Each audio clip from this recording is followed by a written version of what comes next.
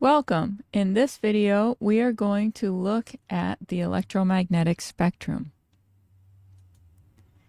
Electromagnetic waves are classified into different types based on frequency or wavelength.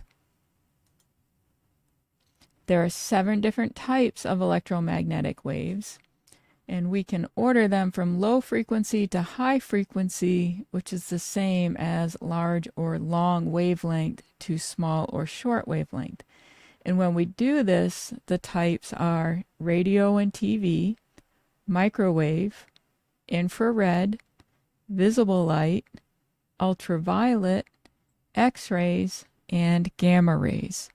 And note, there is some overlap between some of the waves. The relationship between frequency and wavelength is that c, the speed of light, is equal to frequency times the wavelength. There are some general rules of thumb. First, the higher the frequency, the more energetic the wave. Next, waves with higher frequency can carry more information than waves with lower frequency. And finally, shorter wavelengths can resolve smaller detail than longer wavelengths. Finally, we consider the different ways that electromagnetic waves interact with matter. There's transmission, in which the waves pass through a material.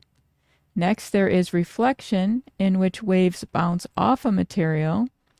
And finally, there's absorption, in which waves enter the material. And in this case, it can cause thermal agitation of the molecules in the material. I hope you found this helpful. Let me know in the comment section if you have any questions. Thank you for watching, and I'll see you in the next one.